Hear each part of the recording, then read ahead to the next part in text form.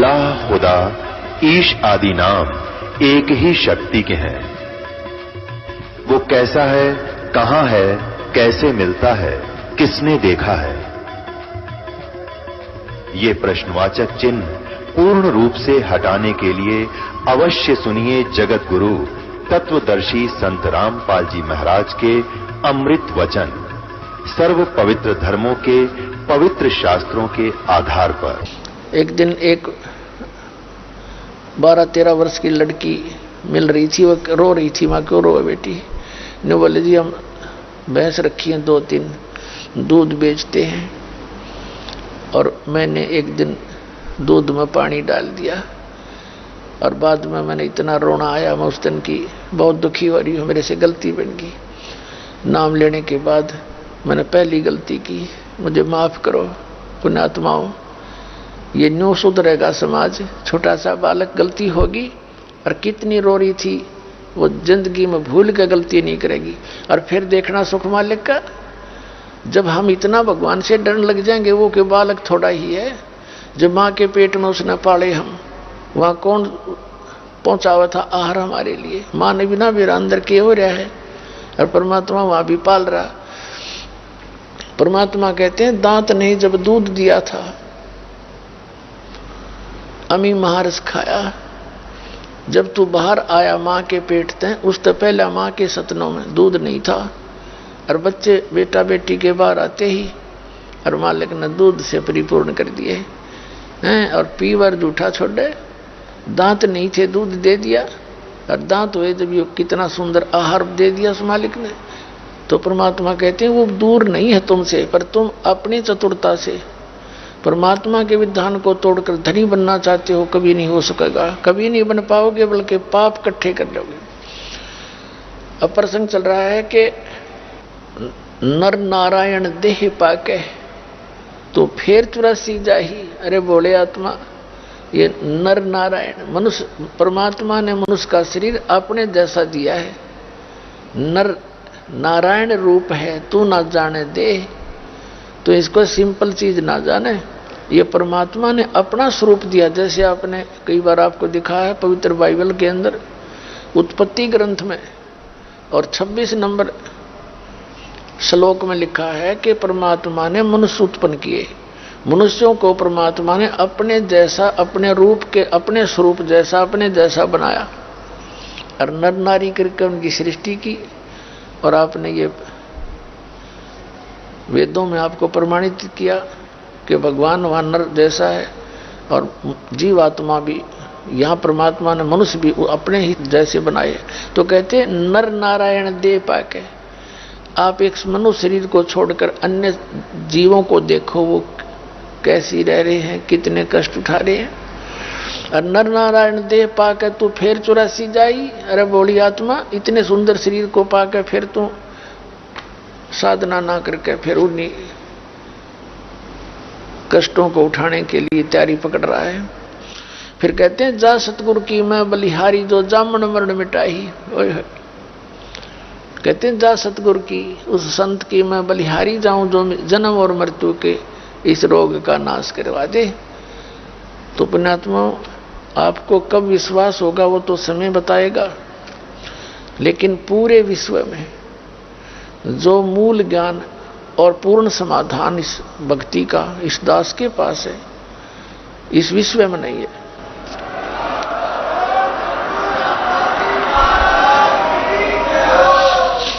एक तो बात हुआ करें कहन की, दास प्रमाणित कर रहा साथ के साथ, और एक पॉइंट को क्लियर करने के लिए 6 प्रमाण देता हूं। और ये नकलिया ने कदे कुछ ढंग से बताया नहीं, अटपट खट करके, और हमने सारी विश्वास कर लिया उन पर उन्होंने। तो परमात्मा कहते हैं गुरुआ गाम बिगाड़े संतो, गुरुआ गाम बिगाड़े, ऐसे कर्म जीव कला दिए ईव जड़े ना जाड़े। तो यहां बताते हैं कि जा सतगुरु की मैं बलिहारी, जो जामन मरण मिटाही। तो इस जन्म और मृत्यु के रोग का इस दास के अतिरिक्त कितना समाधान, कितना ट्रीटमेंट नहीं है, ये गॉड गिवन है और इसे बहुत आसानी से मोक्ष होगा। इसमें कुछ करना ही नहीं।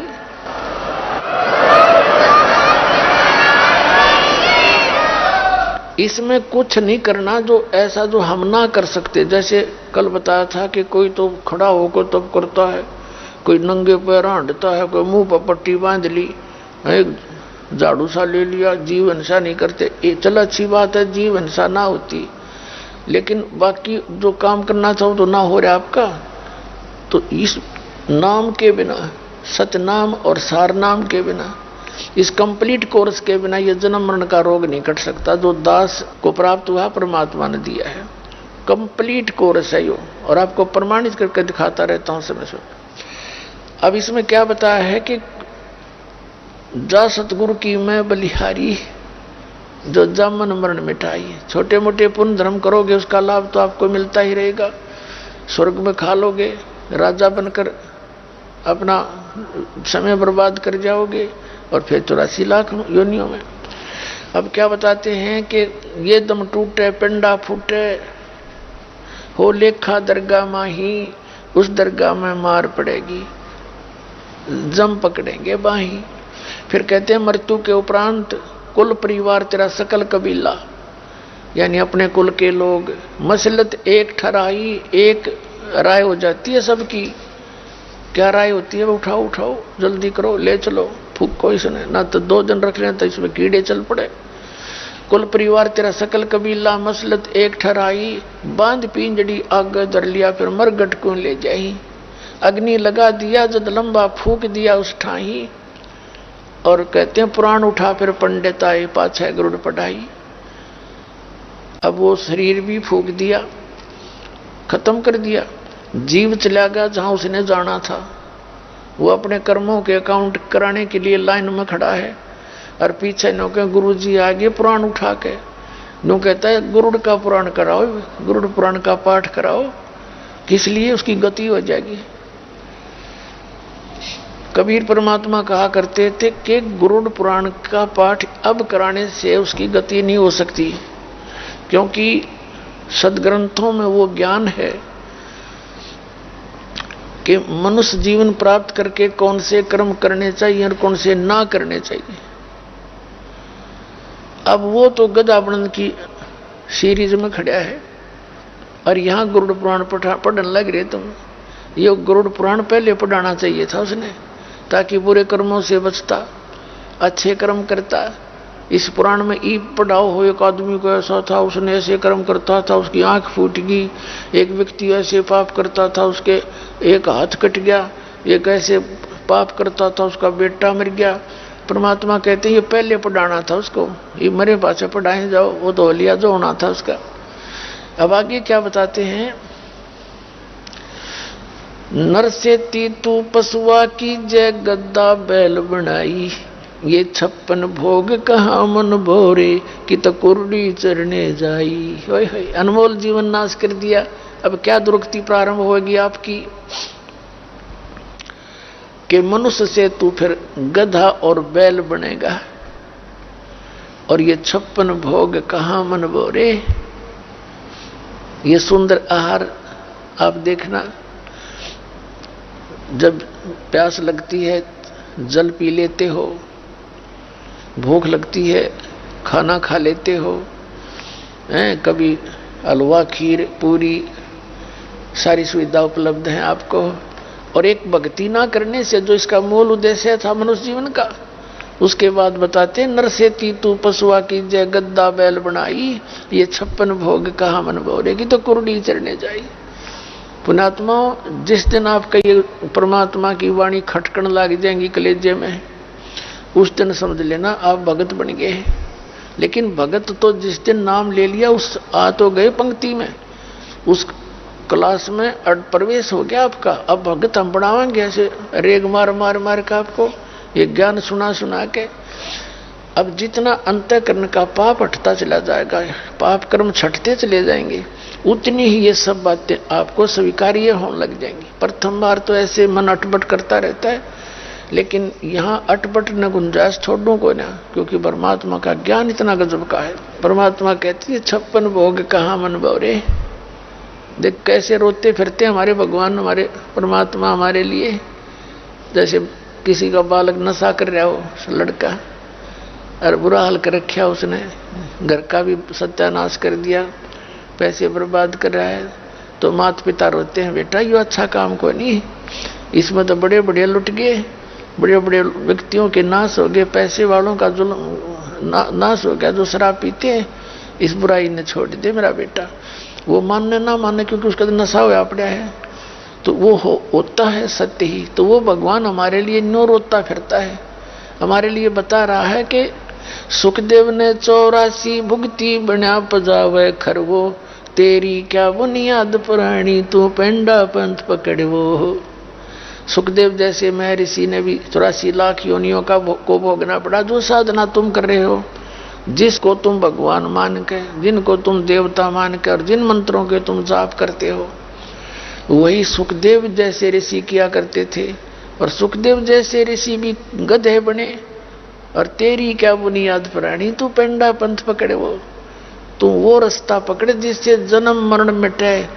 श्रीमद् भगवद गीता अध्याय नंबर 15 के श्लोक नंबर 4 में कहा है कि तत्वदर्शी संत की प्राप्ति के उपरांत परमेश्वर के उस परम पद की खोज करनी चाहिए, जहां जाने के बाद साधक फिर लौटकर संसार में कभी नहीं आते। और गीता ज्ञानदाता अपनी स्थिति बताता दूसरे अध्याय के 12वें श्लोक में, चौथे अध्याय के 5 और 9 श्लोक में, 10वें अध्याय के दूसरे श्लोक में, अर्जुन तेरे और मेरे बहुत जन्म हो चुके हैं और तू नहीं जानता मैं जानता हूं। तो पुण्यात्माओं, हम श्री कृष्ण ने सुप्रीम पावर मान रहे थे, जबकि ये गीता ज्ञानदाता ब्रह्म है जो श्री कृष्ण में बोल रहा था। और ये जो थोड़ा सा ज्यादा चतुर समझते थे अपने आप को, वो कहते थे ब्रह्म साधना ही सर्वश्रेष्ठ है। ब्रह्म कहता है उस परमात्मा की भक्ति करो, कोई और भगवान है उसके लिए तत्वदर्शी संत बताओगे, उनकी शरण में जाओ। तो वो तत्वदर्शी संत आपको मिल गया, ये दास बैठा, मानियो चाहे कोई ना मानियो। और आपको मनुष्य जन्म अरिया बिचली पीढ़ी पुण्यात्माओं, धन्य आपके माता पिता जिनसे जन्म हुआ। आप जैसा पुण्यकर्मी प्राणी विश्व में नहीं है जिनको यू नाम मिल गया और ये बरवाला स्थान मिल गया, ये सत्कर्म मान लेना। अब क्या बताते हैं कि सुखदेव ने 84 भुगती बिना पजावे खरवो, और तेरी क्या बुनियाद पुरानी तू पेंडा पंथ पकड़ो। फिर बताते हैं प्रेत शिला पे जा बिराजो पितरों पिंड बराई, बहुर श्राद्ध खान को आए फिर काग भय कलमाई। अपनात्मा ऐसा निर्णायक ज्ञान दे रखा परमात्मा ने सुख संवेद के अंदर सच्चिदानंद घन ब्रह्म की वाणी में। श्रीमद् भगवद गीता अध्याय नंबर 4 के श्लोक नंबर 32 में कहा है कि जो मैंने तुझे ज्ञान सुनाया है अध्याय 4 के 25 से लेकर 31 तक, कोई ऐसी साधना करता है, कोई देवताओं की पूजा करता है, कोई केवल ज्ञान यज्ञ करता है, कोई तीक्ष्ण अहिंसावादी व्रत मुंह पर पट्टी बांध कर नंगे पैरों घूमता है, ये सभी अपनी अपनी साधनाओं को पाप नाशक मानते हैं। यदि इनको ये पता लग जाए पाप नाशक नहीं, पाप नाश होए बिना परमात्मा नहीं मिल सकता, तो कोई ना करे। फिर बताया है चौथे अध्याय के 32वें श्लोक में कि इन धार्मिक यज्ञों की जानकारी, अनुष्ठानों की सच्चिदानंद घन ब्रह्म की वाणी में उस परमात्मा द्वारा बोले गए उस तत्व ज्ञान में विस्तार से कही गई है। चौथे अध्याय के 34वें श्लोक में कहा कि उस तत्व ज्ञान को जो परमात्मा ने खुद आकर बताया और बोला है, उसको तू तत्वदर्शी संतों के पास जाकर समझ। उनको दंडवत प्रणाम करने से, कपट छोड़कर सरलता पूर्वक नम्रता पूर्वक प्रश्न करने से वो तत्वदर्शी संत तुझे उस तत्व ज्ञान का उपदेश करेंगे। अपनात्मा यानी गीता ज्ञान दाता भी नासवान, और उसके पास कंप्लीट कोर्स नहीं, वो अपनी साधना बताता 8वें अध्याय के 13वें श्लोक में गीता जी में कि मुझ ब्रह्म का केवल एक ओम अक्षर है, ओम इति एकाक्षरम ब्रह्म व्यवहारण माम अनुसमरण यह प्रयाति तजन देहम से याति परमाम गति। जो मेरे इस मुझ ब्रह्म का एक ओम मंत्र है, केवल नथिंग एल्स, और इसको अंतिम सांस तक सिमरण करता हुआ जो शरीर छोड़कर जाता है, ओम से मिलने वाली जो परम गति यानी ब्रह्मलोक प्राप्ति हो जाती है। 8वें अध्याय के 16वें श्लोक में लिखा कि ब्रह्मलोक में गए हुए प्राणी भी जन्म मृत्यु में, क्योंकि ब्रह्म खुद कहता है मेरी भी जन्म मृत्यु तेरी भी। गीता जी जैसा निर्णायक ज्ञान पुण्यात्माओं कति सीरीज में दर रखा ठाक है, लेकिन हम समझ नहीं पाए। लेकिन इसमें ऑप्शन छोड़ रखा है कि कंप्लीट ज्ञान नहीं है। इसमें कंप्लीट ज्ञान देगा वो तत्वदर्शी संत, उसके पास कंप्लीट कोर्स होगा, उससे पूछो जा करके। लेकिन ब्रह्म तक की साधना का इसमें पूर्ण ज्ञान है। इसके अतिरिक्त कोई मंत्र नहीं। जो गीता जी में लिखा है उससे अतिरिक्त कोई मंत्र जाप करते हैं तो विरुद्ध, शास्त्र विरुद्ध है। अब जैसे ये सच्चिदानंद घन ब्रह्म की वाणी में कबीर परमात्मा के द्वारा दिए गए ज्ञान में कंप्लीट कोर्स है। इन सभी मंत्रों का प्राथमिक मंत्र, फिर द्वितीय मंत्र जिसको सतनाम 2 अक्षर का कहते हैं, और तीसरा अंतिम मंत्र सार नाम जिसको आदि नाम सार शब्द विधेय शब्द नी शब्द नी अक्षर यही कहलाता है। यही एक ही मंत्र है।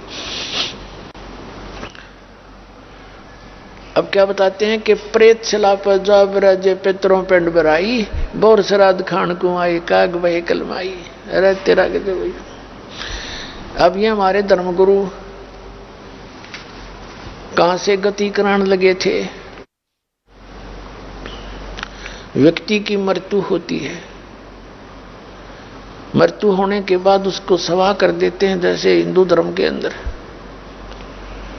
सवा करने के बाद ब्राह्मण बताते हैं, हमारे गुरुजी कहते थे कि इसकी अस्थियों को उठा के गंगा में प्रवाह कर दो, इसकी गति हो जाएगी। अब गंगा में अस्थि भी प्रवाह कर दी, फिर कहा इसकी 13वीं मनाओ। 13वीं किस लिए गति हो जाएगी, और 13वीं भी कर ली। फिर कहता है इसका महीने के अंदर एक अनुष्ठान अवश्य करो। पहले तो 1 वर्ष तक प्रत्येक महीने में ब्राह्मण पंडित आते थे, यानी गुरुजी हमारे, और बढ़िया भोजन बनाते थे और आप खाते थे। फिर 1 वर्ष के बाद वर्षी मना करके फिर कहते थे अब इसकी श्राद्ध निकालो। फिर कहते थे इसका पिंड भरवा दो, यानी सारी क्रियाएं कराते थे। किस लिए कराते थे कि गति हो जाएगी। गति तो ही नहीं, वह दुर्गति करा के छोड़ दी। कैसे? परमात्मा कहते थे रे भोली सी दुनिया गुरु बिन कैसे है सरिया। रे भोली सी दुनिया सत्य गुरु बिन कैसे सरिया। अब हमारे को कैसे मिसगाइड कर रखा था नकलियों ने। परमात्मा बताते हैं अपने लल्ला के बाल उतरवा वे देख कैंची ना लग जइया। अपने लल्ला के बाल उतरवा वे देखो कैंची ना लग जइया। एक बकरी का बच्चा लेके उसका गला कटैया। रे भोली सी दुनिया सत्य गुरु बिन कैसे सरिया। रे भोली सी दुनिया सत्य गुरु बिन कैसे सरिया। जीवित बाप गेल लट्ठम लट्ठा मुवे गंग पुचैया। जीवित बाप गेल लट्ठम लट्ठा मुवे गंग पुचैया। जब आवे आसोज का महीना वो कौवा बाप बनैया। रे भोली सी दुनिया गुरु बिन कैसे है सरिया। रे भोली सी दुनिया गुरु बिन कैसे है सरिया। अब क्या बताते हैं परमात्मा, एक माई ले जाएगी अपने पोते ने या पोती ने, और गेल पोता पोती की मां ने कहाँ ले जाएगी? अपने इष्ट धाम पर बाल उतरवाने के लिए। प्रथम बाल अपने इष्ट धाम पर यानी माता के वहां चढ़ावेंगे। जैसा मिसगाइड कर रखा है, तो वहां जाके बुढ़िया नाई बैठा होता है वहां पर। बाहर अगर कोई 5 रुपये में बाल कटते होंगे ना, उड़ो 10 रुपये तो वैसे लेगा, क्यों और कोई विकल्प नहीं, वहां कटवाने पड़े उस पर लेकर। तो बुढ़िया केक करेगी, जब वो उठाओगा ना कैंची के उसने जल्दी हो है घना की काटनी हो है, तो बुढ़िया कहेगी रे नाई के बेटा भाई धीरे धीरे देख दे मेरे बेटे मेरे पोते का या पोती का कच्चा सिर से इसका कच्चा सिर कैंची ना लग जाए, ध्यान से देख ध्यान से। और कहते हैं अपने लला के बाल उतरवावे, देखे चीना लग जाइया। अरे एक बकरी का बच्चा लेके उसका गला कटैया, और माता के बैठ कर बोला बकरे का भोग लगाओ। अपना बच्चा तो इतना प्यारा, कैंची का भी डर, अरे एक बकरी का बच्चा उसका गला कटवा दिया। क्या इससे तेरे बच्चे की सुरक्षा होगी? दूनी पाप के भागी होगे। तो अब वो बाल वहां उतरवा दिए, बुढ़िया ने वो बाल लिए और मंदिर में पहुंची। जाके मंदिर में इतने बाल, 4 बूंदी के दाने रूप पर थोड़ा सा पानी घेर के बात आएगी, और वो पुजारी उन बाला ने ठाकर कट्टे में ठोक दे और सांझ ने कुरुडियां पे फेंक दे रात ने। और कौन सा बैंक में जमा करा होगा उनको, कुरुडियां फेंकनी उसने बाहर अड़ंगे में। तो परमात्मा कहते तुम इन बाला नाड़े फेंक दियो, कितने चिंता करने की जरूरत नहीं, धक्के खान की, कितने कटाओ और कितने फेंको, इस नाम लेने के बाद कोई चिंता नहीं। फिर क्या बताते हैं कि जीवित बाप के लट्ठम लट्ठा है, जिंदा अपने जीवित पिता की तो कदर नहीं, और मरे पाछे गंग पहुंचाइया, गंगा में अस्थि पहुंचाने जाओ। और फिर जब आवे आसौज का महीना, कौआ बाप बनैया रहे भोली सी दुनिया। परमात्मा कहते हैं कि कहां से स्टार्ट किया था गति कराना, अस्थि उठवाओ गंगा में डालो, 13वीं करो गति होगी। महीने पहले तो बहुत बड़ा झंझट था, 1 साल तक पीछा नहीं छोड़ा करते। फिर श्राद्ध निकालो, पिंड भरवा दो, मुक्ति होगी। और फिर श्राद्ध निकालो। आसौज के महीने में 16 दिन सेलेक्ट कर रखे इन पाखंडिया ने, अमाउस से लेकर पनवासी तक 16 दिन नोट कर रखे। अमावस्या, एकम, द्वितीय, तृतीय, ऐसे। तो जिस दिन इन 16 दिनों में सारे आ जाते हैं, एकम, चौथ, ग्यास, द्वादश सारी, तो जिस दिन जिस तिथि को पिता या पुत्र या माता मरी होती है, मृत्यु होती है, उसको 8म न मरी है तो 8म के दिन इन 16 दिनों में से वो श्राद्ध निकाल ले जाते हैं। गुरु जी आते हैं, वो पहले भोजन बनाता है। सबसे पहले भोजन बना करके खीर हलवा जो भी, सबसे पहले न्यू कहेंगे ऊपर रख दो छत पे, और कौवा भोग लगा गया तो न्यू सोच ले तेरे पिताजी को मिल गया। अब परमात्मा कहते हैं श्राद्ध में जब कौवा भोग ना लाड़ पावे तो न्यू कहे तेरे पिताजी को भोग नहीं लगा, और कौवे ने भोग खा लिया तो न्यू सोच लो तुम्हारे पिताजी हो सकता कौवे बन गए हो। कल के चोरो, कहां से शुरू किया था वो कौवा बना के छोड़ दिया, गति कराने लगे थे, दुरुक्ति करवा दी। कबीर साहब कहते हैं जीवित बाप के लट्ठम लट्ठा मुवे गंग पहुंचैया, और जब आवे आसुज का महीना वो कौवा बाप बनैया, और कौवा बाप बना दिया, भोग ला लिया कौवे ने। फिर क्या बताते हैं कि काचा पाका भोजन बना के माता धोकने गईया, उस माता ऊपर कुत्ता मुत्ते वो क्यों ना मर गईया रे बोली सी दुनिया। हमने देखा करते, हमारी दादी जी थी, हमारी माताओं को कहती कि भोजन जल्दी से वो बना दो माता का, वो थोड़ी देरी कर जाती है, जल्दी बना दो ना, बट उन्हें पता था काचा पाका की साय बन जाए तो कुत्ता ने खाना ही है। अब माता धोकने जाते हैं, एक मंडी ही बना रखी होती है, अपने गांव में बना लेते हैं, अपने खेतों में बना लेते हैं, आसपास के गांव में कोई वेल नोन वहां भी चले जाते हैं। तो वहां क्या करते हैं, जो भी खान पीन के पूड़े पाड़े बना के ले जाती हैं। अब उस माता के पूड़े चढ़ा दिए, रख दिए, वो भोग लगवाने वाला तो नीचे भी ना उतरे, इतने 5-4 कुत्ते चढ़ के वो माता के सारे तो भोग न खावर, चलते समय उसके सिर पर मुझ काम है। अब परमात्मा कहते हैं तुम किस लिए पूजते हो? परमात्मा कबीर साहब कहा करते आप पे लिपे आप पे पोते, आप पे बनाई ओई, और इस पे बुढ़िया पोते मांगे, देखा कल कहां से खोई।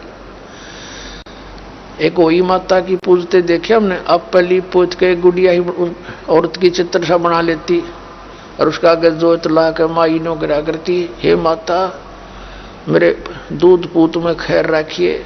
बताइए खैर रखेगी तेरा भैया। कबीर साहब कहते हैं पीपल पूजे जाटी पूजे और शर तुलसा के हो, और दूध पूत में खैर रखिए न्यो पूजू हूं तो। परमात्मा कहते हैं पीपल पूजे और जाटी पूजे और शर तुलसा के हो, तुलसी ने पूजे। हरि नन्नो के हमारे दूध पूत में खैर रखियो। बता है कोई बुद्धि छोड़ रखी थी हमारे अंदर। सतगुरु आए दया करी ऐसे दीन दयाले, बंदी छोड़ वृत्तास का जठ रगनी प्रतिपाले। सतगुरु आए दया करी, उन्हें दया करी हम जीवों पर, ऐसे दीन दयाल ऐसा अमृत ज्ञान दे के चले गए। थोड़े से काम में संपूर्ण काम होता चलेगा। सारे अडंगे हट गए, भूत बनाना पत्थर बनाने हम सीधे सतलोक जाएंगे। अब क्या बताते हैं, जय सतगुरु की संगत करते तेरे सकल कर्म कट जाई। सकल, ना भूत बनना, ना पितर बनना, ना गधे कुत्ते बनना, ना प्रेत सला पे जाना। जय सतगुरु की संगत करते यानी सतगुरु की शरण आकर के उसके अनुसार साधना करते तेरे सकल कर्म कट जाई। अमरपुरी पर आसन होते। अमरपुरी उस शाश्वत स्थान, गीता जी अध्याय नंबर 18 के श्लोक नंबर 62 में कहा कि अर्जुन तू सर्वभाव से उस परमेश्वर की शरण में जा। उस परमेश्वर की कृपा से ही तू परम शांति को और सनातन परम धाम को, शाश्वत स्थान को प्राप्त होगा, जहां जाने के बाद साधक फिर लौटकर कभी संसार में नहीं आते। वो अमर लोक है, वो सत्य लोक है। अब यहाँ पर गरीबदास साहिब जी परमात्मा से प्राप्त ज्ञान से परिचित होकर के कैसे समझाना चाहते हमारे को कि जय सतगुरु की संगत करते तेरे सकल कर्म कट जाई। अमरपुरी पर आसन होते, वहां तेरा स्थायी स्थान होता, जहां धूप ना छाई, वहां कोई कष्ट नहीं है।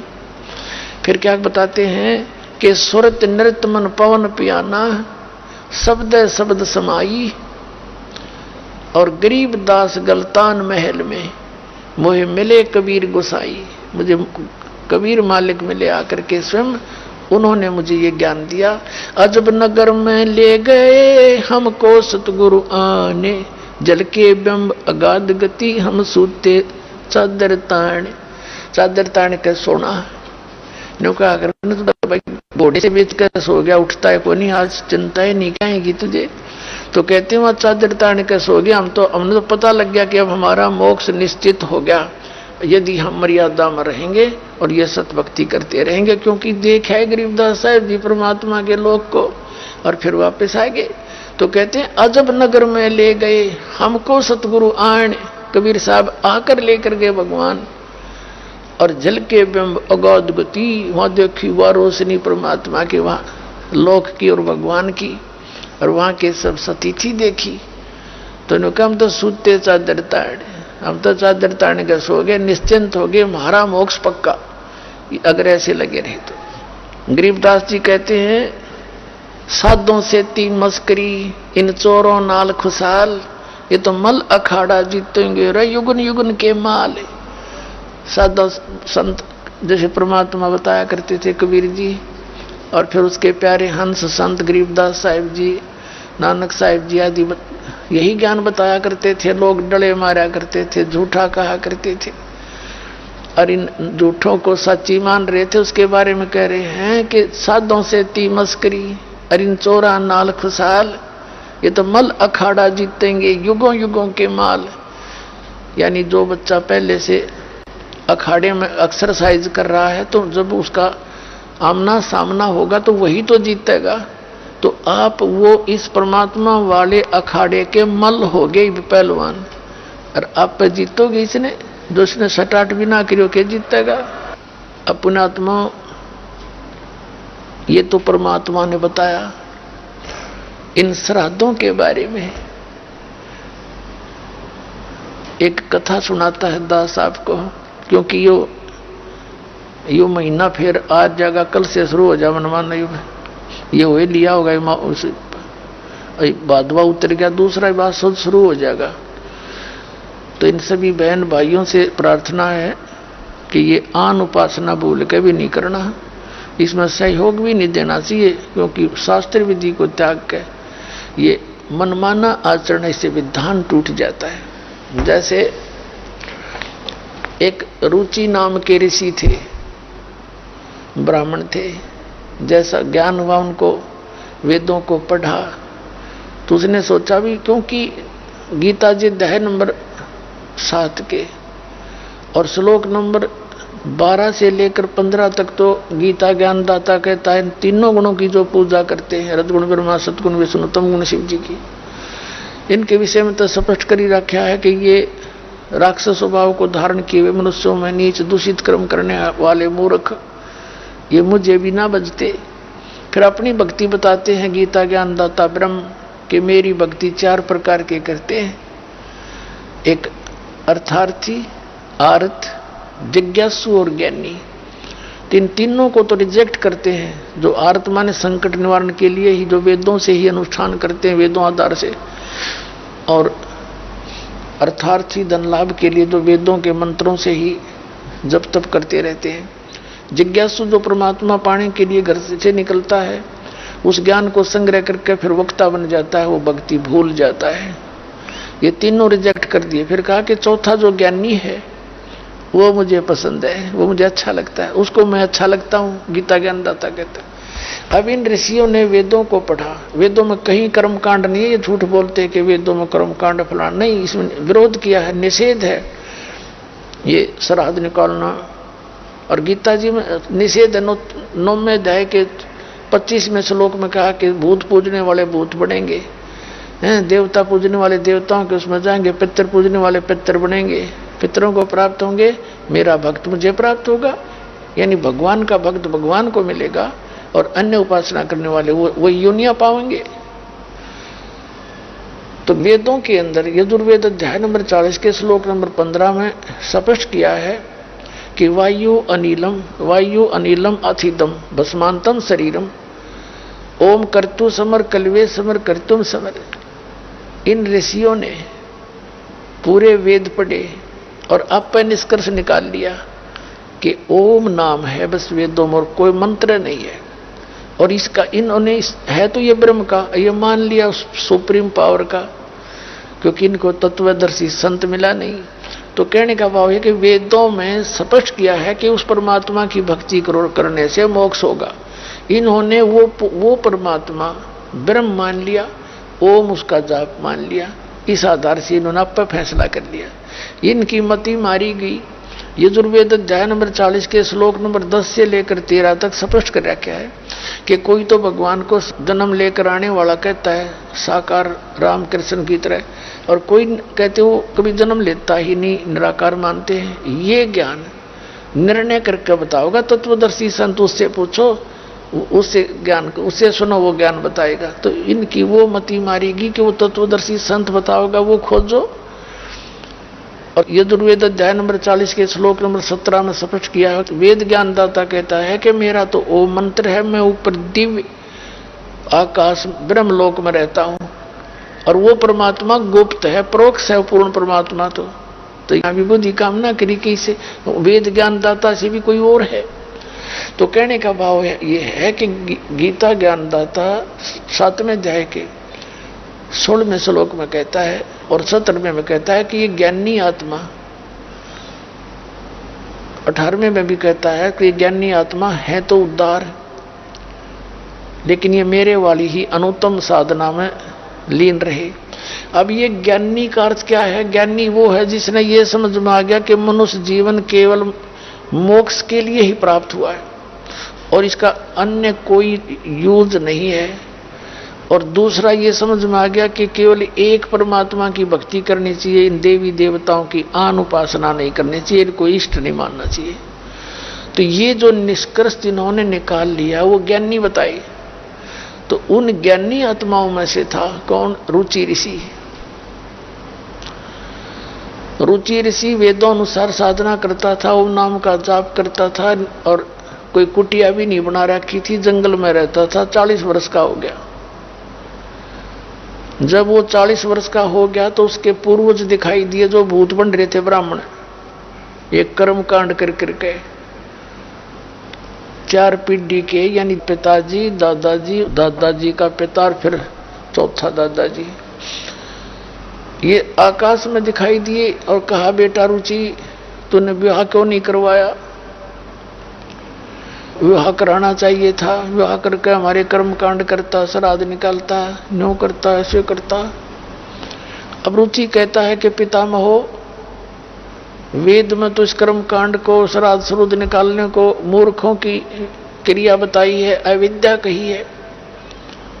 अब वो ब्राह्मण भी मानते हैं चारों, अक बेटा ऐसा ही है, वेद में तो ऐसा कहा, बिल्कुल ठीक है तो यह अविद्या ही। फिर भी पितर ये कर देते हैं, पितर पुत्र दे देते हैं, पितर खाक दे देते, आप भूखे मरे, मूर्ख बना रहे। अब दिखाता हूं आपको,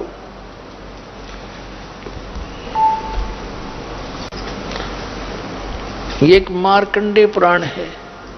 पुण्यात्मा, इस विद्या का लाभ आपको केवल परमात्मा पाने के लिए है, बाकी रोटी रोटी का रोड़ा गना बड्डा ना है।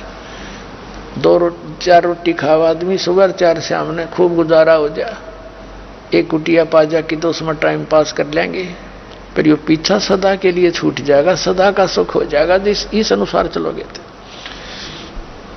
अब देखिएगा, मार्कंडेय पुराण, गीता प्रेस गोरखपुर से प्रकाशित, गीता प्रेस गोरखपुर से प्रकाशित, ये मार्कंडेय पुराण संक्षिप्त 242 पृष्ठ पे, नीचे देखिएगा। रोचे मुनि की उत्पत्ति कथा। मार्कंडेय जी कहते हैं, ब्रह्मन पूर्व काल की बात है, प्रजापति रुचि, ममता और अहंकार से रहित इस पृथ्वी पर विचरते थे। उन्हें किसी से भय नहीं था, वे बहुत कम सोते थे।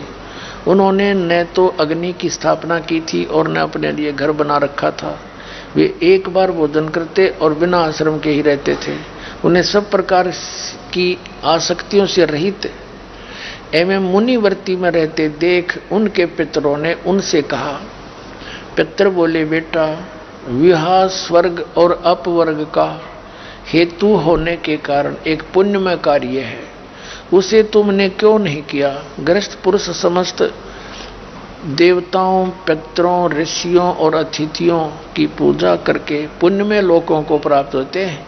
वह सभा के उच्चारण से देवताओं को, शब्दा शब्द से पितरों को तथा अन्नदान बलि वैश्वदेव आदि से भूत आदि प्राणियों एवं अतिथियों को उनका भाग समर्पित करते हैं। बेटा, हम ऐसा मानते हैं कि गृहस्थ आश्रम को स्वीकार न करने पर तुम्हें इस जीवन में कलेश पर कलेश उठाना पड़ेगा और मृत्यु के बाद और दूसरे जन्म में भी कलेश ही भोगने पड़ेंगे।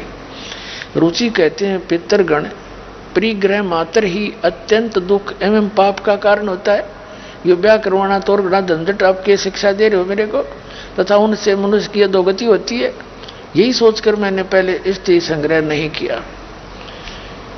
अब यहाँ कहते हैं, पितर बोले, ये देखो चारों भूत दिखाई दे गए बेचारे को, ये चारों भूत बन रहे, और ये इसने दिख गया अपने पितर।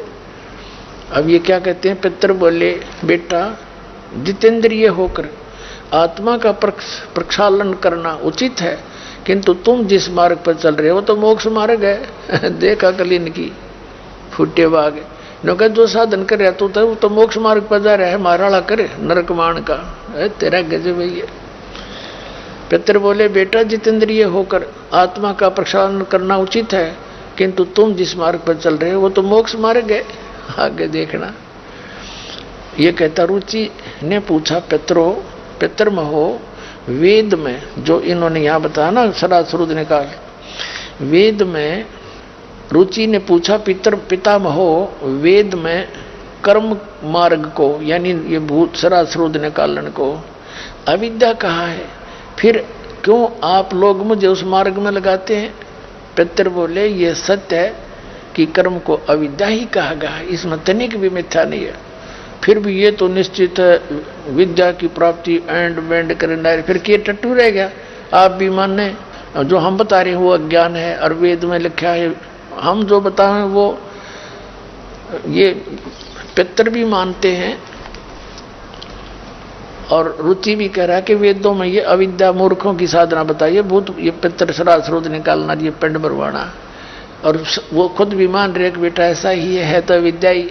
फिर भी नौकों पितर यूं कर देते हैं, पितर ये दे देते हैं, खाक देते थे पितर, और देख इनकी अकल नौके हैं तो जिसके मार्ग पर लग रहा है, ये तो तेरा मोक्ष होने का है, नौका मारा ली कर तू श्राद्ध निकाल और भूत बने।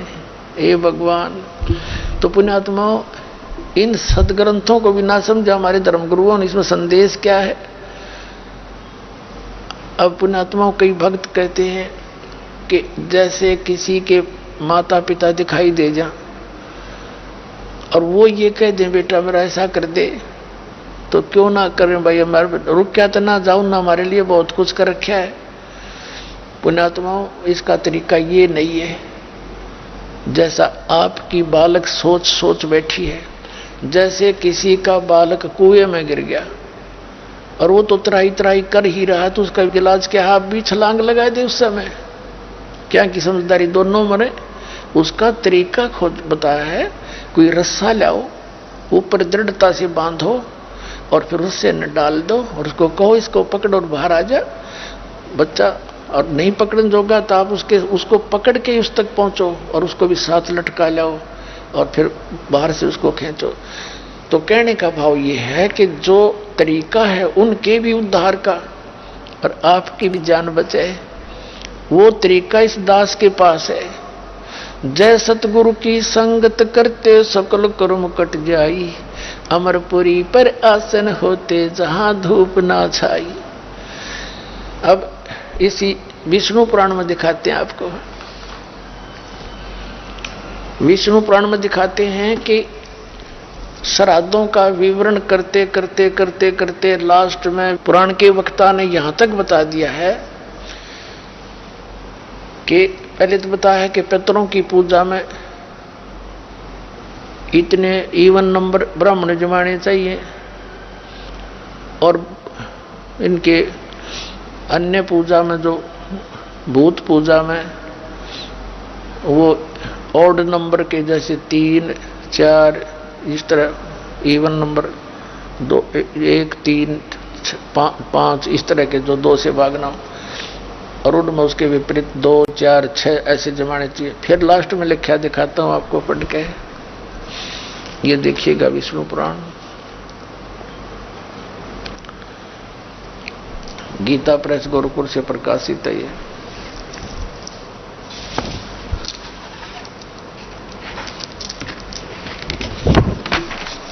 इसके अनुवादक हैं मुनीलाल गुप्त, गीता प्रेस गोरखपुर से प्रकाशित है। इसके 213 पृष्ठ पर आते हैं। अब यहां देखिए तृतीय अंश अध्याय नंबर 16, अध्याय नंबर 16 चल रहा है, 15 में अध्याय 15 का यह एंड है, ये 16वां यहाँ शुरू होता है, ये 15वें के लास्ट में 213 पृष्ठ पे क्या बताया है।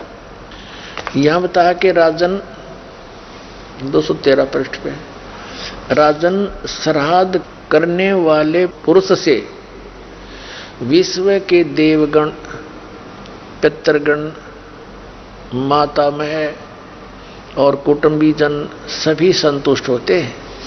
हे भूपाल, पितृगण का आधार चंद्रमा है और चंद्रमा का आधार योग है, इसलिए श्राद्ध में योगी जन को नियुक्त करना अति उत्तम है। हे राजन, यदि श्राद्ध भोजी 1000 ब्राह्मणों के सम्मुख एक योगी भी हो तो वह यजमान के सहित उन सब का उद्धार कर देता है। एक साधे सब सदे, सब साधे सब जावे। अब ये परमात्मा का विधान है कि एक योगी, योगी माने जैसे श्रीमद् भगवद गीता अध्याय नंबर 2 के श्लोक 53 में कहा कि अर्जुन, जब तेरी बुद्धि भिन्न भिन्न प्रकार के भ्रमित करने वाले वचनों से हटकर एक तत्व ज्ञान पर, उस परमात्मा के ऊपर सचित हो जाएगी, तब तो तू योग को प्राप्त होगा, तब तू योगी बनेगा। तो पुण्यात्माओं, आप वो योगी हो, आप वो योगी हो। सभी भक्त सत्साधक करने वाले योगी कहलाते हैं, साधक धार्मिक अनुष्ठान सत साधना करने वाले। और आप क्या बताया है कि 1000 ब्राह्मण जी मेरे हों, उनके सामने एक योगी को भोजन करा दे, यानी इस तत्वदर्शी संत से प्राप्त भक्त को, तो जो कहे उसके पितरों का भी उद्धार, अरुण ब्राह्मणा का भी उद्धार। अब पुण्यात्माओं, कैसे? एक बार आदरणीय रविदास जी ये चमार जाति में थे, और एक राजा की रानी उनकी शिष्या बन गई थी। उनके ज्ञान विचार और एक शर्त उसके अंदर अच्छी आस्था हो गई थी। उसको कोई ऐसी दिक्कत थी जिस कारण से आदरणीय रविदास साहिब जी से वो ठीक हो गई थी, तो बड़ी आस्था बन गई थी। तो पुण्यात्माओं, एक दिन रानी ने कहा, गुरुदेव मैं एक धर्म यज्ञ करना चाहती हूँ, जैसे सुना करते सत्संग में। रविदास जी ने कहा, कर लो बेटा। लेकिन रानी को पता था, गुरु बिन माला फेरते, गुरु बिन देते दान। तो रानी ने 700 ब्राह्मणों को न्योता दे दिया राजा से कह के। 700 पंडित आ गए वहां पर, उनका भोजन बनवा दिया और पंगत में बैठ के खाना खाने की तैयारी होगी। उधर से रविदास जी को दे रखा अलग से आसन, क्योंकि गुरुजी थे सुंदर आसन पर विराजमान थे साथ में ही बिल्कुल। जब पंडित जी बैठ गए सारे पंक्ति में, भोजन परोस दिया, डाल दिया सबके सामने, तब उनकी दृष्टि पड़ी, देखा कि ये चमार बैठा है यहाँ पर। सभी उठकर खड़े हो गए कि रानी, आपने हमारा अनादर कर दिया है, आपने हमारा धर्म बिगाड़ दिया है, इस चमार को यहाँ बैठा रखा है और हमारे भंडारे के पास। अब रविदास जी खड़े हो गए और वो उठकर चल पड़े थे ब्राह्मण के, हम नहीं खाएंगे यहाँ भोजन को। अब रविदास जी खड़े हुए कि महाराज मेरे से गलती होगी, मैं अपनी औकात भूल गया, मैं इस बेटी ने के दिल को नहीं तोड़ना चाहा, मैंने इन्होंने यहाँ बैठा दिया, मैं बैठ गया, मैं गलत बैठ गया यहाँ पर। मेरा स्थान तो आपके जूतों में था, मैं वहां बैठता हूँ, आप भोजन खाओ, भोजन छोड़ के नहीं जाना चाहिए। आइए अब हम उन श्रद्धालुओं के अनुभव जानते हैं जो जगत गुरु तत्वदर्शी संत रामपाल जी महाराज जी से दीक्षा प्राप्त कर चुके हैं तथा उनके द्वारा बताए गए भक्ति मार्ग पर चल रहे हैं। नमस्कार जी। नमस्कार जी सर। क्या नाम है आपका? जी तारा। आप कहाँ से आए हैं? Alwar 60 foot road. संत रामपाल जी महाराज जी से आपने नाम दीक्षा कब ली? 2015 में ली थी, 10वां महीना 11 तारीख थी। संत रामपाल जी महाराज जी से नाम दीक्षा लेने से पहले आप क्या भक्ति साधना करते थे? सर देवी देवता, देवी की पूजा करते थे, शिव जी की पूजा करते थे और सारे देवी देवतान की, मतलब ज्यादा करके सभी देवी देवतान की हम पूजा करते थे। नवरात्रे करती थी, मैं भी करती थी, मेरी बेटी भी करती थी और मतलब मेरे पूरा ही परिवार ही ज्यादा करके ही इसी भक्ति में लगा हुआ था। जो आपने बताया कि आप देवी देवताओं की भक्ति करते थे, यह भक्ति साधना करने से आपको क्या लाभ प्राप्त हुए? सर इससे तो मेरे को कुछ भी लाभ प्राप्त नहीं हुआ कि मेरी एक लड़की थी 10वीं पास करके, वो भी मर गई। मेरा एक जेठ था, वो भी एक्सपायर हो गया, वो रेल के नीचे कट के मर गया। और लड़की मेरी बाथरूम में ऊपर की बीमारी ने घोट के मार दी और मैं देखती रही सामने बैठी बैठी। और मेरे को मालूम था कि मैं देवी के ऊपर इतना विश्वास करती थी कि जिसके ऊपर मैं मेरा सारा घर परिवार छोड़ दिया।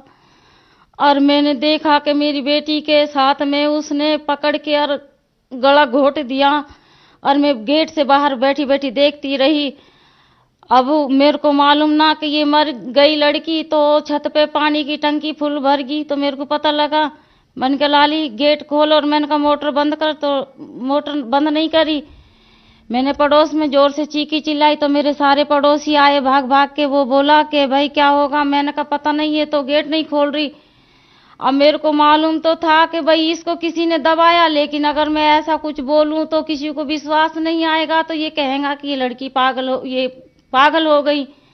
तो इसकी वजह से मैं कुछ नहीं बोली। तो पड़ोसी वो लड़की निकाल के और हॉस्पिटल लेके गया तो उसमें कुछ भी नहीं था। वो लड़की तो यही खत्म कर दी थी दबा के। अब वहां से लेके आया तो मैंने यहाँ पे घर पे लाके वो लड़की लिटा रखी थी। तो मैंने देखा तो एक औरत उसके साथ में, जिसको हम देवी करके मानते थे, वो उसके साथ में मेरे को चाय पीती हुई नजर आ रही थी। तो मैंने कहा कि ये कैसी देवी है जो मरी हुई के साथ में भी चाय बैठ के पी रही है। तो हमें भगत जी, अब हम उस टाइम तो हम सर कुछ कह नहीं पाए, लेकिन हाँ कि लड़की को दाह संस्कार करने के बाद में जब हमने हमारे आदमी से बोला कि मैंने कहा मुझे कुछ ऐसा दिखाई देता है, और मुझे लड़की की गर्दन दिखाई देती है और बकरे की गर्दन भी दिखाई देती है। तो घर वाले कहने लगा कि तुझे ने कुछ टेंशन हुई पड़ी है लड़की की, इसकी वजह से तू ऐसे बोलती रहती है। तो भगत जी मेरे एक लड़का है 7 साल का, वो ऐसे अचानक से कमरा में वैसे ही खेल रहा था 7 साल का, और बैठे बैठे उसने फांसी लगा ली, गर्दन पे फांसी लगा ली। तो मेरी लड़की कुछ लेने के लिए आई थी, तो वो देख के एकदम से और जोर से चिल्लाई पापा मम्मी। तो मेरा परिवार भी मेरे पास ही था कुछ, तो आया भाग के, तो देखा तो लड़का मेरा बकस पे पड़ा हुआ है और गर्दन चुन्नी से बांध के खिंची हुई है। उसको निकाला तो हमारा छोटा वाला लड़का मेरा 1 साल 11 महीना का था वो। तो छोटा लड़का देखा तो छोटा लड़का बिल्कुल खूनों में नहा चुका था। तो हम भाग के शाणा के पास गया, उन्होंने कहा कि भाई 10,000 रुपया लगेंगे तो हम तेरा पक्का इलाज कर देंगे, वरना अभी तो तेरी लड़की गई हैगी तो तुम्हारे घर से कोई और भी जाएगा। तो मेरे को शक था कि या तो मैं जाऊं या फिर मेरा आदमी जाएगा। उन्होंने 10,000 रुपया मांगा, हमने 10,000 रुपया दिया, कुछ भी फायदा नहीं हुआ, कुछ भी। उसके बाद में हमारे पास एक भगत जी आता जाता था, लक्ष्मण भगत जी। तो उन्होंने कहा कि आप हमारे गुरुजी का नाम ले लो। मैंने कहा भैया हम तेरे गुरु का नाम कैसे ले, मैं अब हम दई देवता कैसे छोड़े। तो बोला तो तुम्हारे ऊपर इतनी बुरी परेशानी आ रही हैगी कि वो हमारे घर पे आते जाते रहते, वो उनको सारी बात का मेरे घर का पता, हम उनको कुछ बात भी नहीं बताते थे। तो वो हमारे घर पे आके चुपचाप ही बैठ जाते थे, और मैं कुछ नहीं बताती थी उसको कि भाई हमारे घर पे कोई सियाना तांत्रिक आएगा, मैं कुछ नहीं बताती थी। फिर भी कुछ न कुछ बात के ऊपर तो उनको मैं पता लग जाता था। मैंने कहा हाँ भाई वहां करवाया था, मेरे को फायदा नहीं हुआ। तो वो भगत जी बोला कि तो ऐसे करो आप हमारे गुरुजी का नाम ले लो। मैंने कहा मेरा पापा भी तांत्रिक है, मेरे पापा भी शानपत करते हैं। तो मेरे पापा बोला कि तू चल तेरा इलाज मैं कर दूंगा, तेरी ज्यादा कुछ हालत खराब है। तो मेरी सर ऐसी हालत हुई पड़ी थी कि ना मैं खाना खा सकती, ना मेरा बड़ा लड़का खाना खा सकता था। मैं ये कहती थी कि परमात्मा मेरे को 2 गास में रोटी खा लूं तो कम से कम मैं पानी तो पी सकूं, लेकिन मैं 2 गास रोटी भी नहीं खा पाती थी। तो मेरे पापा और मेरी मम्मी आई, मेरे को साथ में मुबारकपुर लेके चली गया। अब मेरे को इलाज करने लगा तो मेरे पे तो कुछ असर ही नहीं पड़ता पापा का कि भाई क्या कर रहा है। मैं जोर जोर से चिल्लाती और जोर जोर से ये रोती कि भाई मेरे को कोई बचा लो, अरे मेरे को कोई बचा लो। मैंने सर ये भी कह दिया था कि अगर कोई मेरा घर मकान लेना चाहता है तो मैं मेरा घर मकान भी दे दूं, लेकिन मेरे बच्चों की मेरी जिंदगी बच जाए, मैं किराया में मेरी जिंदगी निकाल लूंगी। मेरी लड़की तो गई, लड़की जाने के बाद में दूसरी लड़की अब मेरी 12वीं में है। वो लड़की भी मेरी वही बात बोलने लगी जो लड़की मेरी बड़ी वाली बोलती थी। बड़ी वाली लड़की मेरी बोलती थी मम्मी आप टेंशन मत करना, मैं मरूंगी। मैंने कहा नहीं बेटा ऐसे नहीं बोले करते। जब वो ऐसी बात बोलती थी तो मेरा बड़ा दिल घबराता था। मैंने कहा ये मेरी बेटी मेरे साथ क्या बोलती है।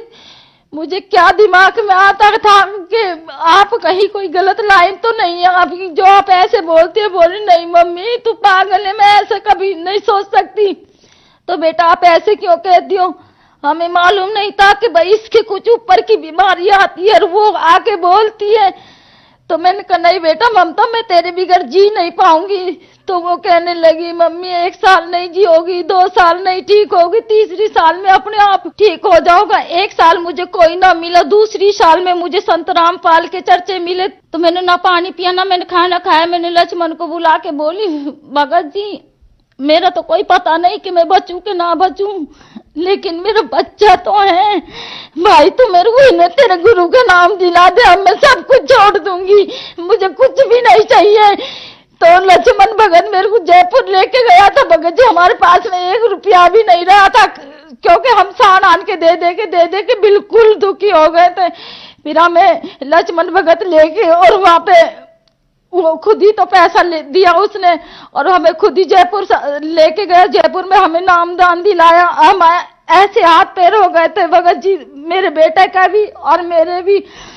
और अगर मैं ऐसी खड़ी हो जाती तो मेरे सूट और सलवार निकल के ट्रेन में गिर जाती थी। फिर हम वहाँ संत रामपाल जी से हमने नाम दीक्षा ली। बहन जी, संत रामपाल जी महाराज जी से नाम दीक्षा लेने के बाद आपको क्या लाभ प्राप्त हुए?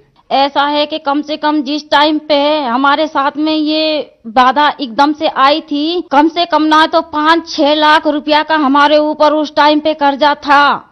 कर्जा भी हमने ऐसा था कि भाई तेरे से पैसा लेके किसी को दे दिया, उससे पैसा लेके उसको दे दिया, ऐसे करके कम से कम ना तो उस टाइम पे मेरे पास सिर पे 5-6 लाख रुपया रख रखा था। फिर हमने गुरुजी से नाम दीक्षा ली तो अब हमारे पास में किसी का कोई कर्जा भी नहीं है। और जब भी मैं गाड़ी की विचारती थी कि कोई गाड़ी ले लूं तो जब भी मेरे को एक्सीडेंट हुआ नजर आता था तो हमारे आदमी से मैं बोलती थी कि हम गाड़ी नहीं लेंगे कि हम क्योंकि तुम्हारा एक्सीडेंट हो जाएगा। और अब हमने यही महीना में 6 तारीख को गाड़ी निकलवाई है संत रामपाल जी से इजाजत लेके। तो अब हमें कुछ भी परेशानी नहीं है, अब हम एकदम ठीक हैं। खूब मेरे अच्छे बच्चों को चाहे मैं कुछ भी खिलाऊं कुछ भी पिलाऊं, मेरे बच्चों को कुछ भी नहीं होता है, अब ठीक ठाक रहते हैं। मेरी लड़की भी ठीक रहती है, मैं भी ठीक रहती हूँ। और हमारे आदमी के 3 गैठ थी पेट में और वो गैठ भी नहीं है, वो भी अब मेरे बच्चा खूब ठीक रहते हैं। कहीं पे भी दूध पियो, कहीं पे भी कुछ भी सफेद चीज खाओ। पहले कभी मैं भी सफेद चीज कभी कोई खा ना पाती थी, ना मेरे बच्चन को खिला पाती। अब मेरे बच्चा को चाहे कहीं पे आओ कहीं जाओ, अब हमें कोई परेशानी नहीं है। अब मेरी लड़की भी मेरी अब 12वीं में है, कोई परेशानी नहीं है। मेरी लड़की भी अब ठीक है। अगर कोई ये कहे, मेरे पीर वाला ये कहते हैं कि तूने कहाँ से नाम ले लिया, ये तूने सब कुछ छोड़ दिया, तो अगर हमारे कोई कुछ भी बोले तो भी हम ये परमात्मा को नहीं छोड़ सकते। हमें तो संत रामपाल जी हमारे परमात्मा हैं, हमें जीवन दान दे दिया तो हमारे तो ये परमात्मा है, हमारे ये भगवान है। संत रामपाल महाराज जी इनसे जब से हमने नाम दीक्षा ली हैगी, जब से हमें कोई टेंशन नहीं है। बहन जी, आप जन समुदाय को क्या संदेश देना चाहेंगे? उनको मैं यही कहना चाहती हूँ कि ये पत्थर पूजा छोड़ दो, कुछ मत पूजो, सिर्फ संत रामपाल से नाम दीक्षा लो और अपना मोक्ष करो। कि क्यों तुम ये अपनी दशा खराब कर रहे हो कि इतनी बुरी दशा हो जाएगी कि बस पूछो मत। क्योंकि हमें मालूम है, हम इतनी भक्ति पूजा करते थे कि हमें 4 बजे तो नहा के हम मंदिर चले जाते थे, तो हमारे जितना हम घर में नहीं खाता था इतना तो हम मंदिर में इनको पत्थरन में लगा देता।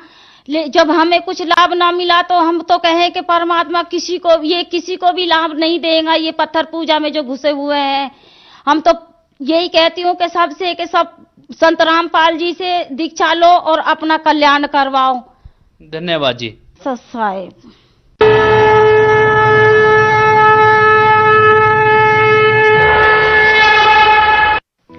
आप सुन रहे थे जगत गुरु तत्वदर्शी संत रामपाल जी महाराज के मंगल प्रवचन। अधिक जानकारी के लिए संपर्क करें 8222880541 82228805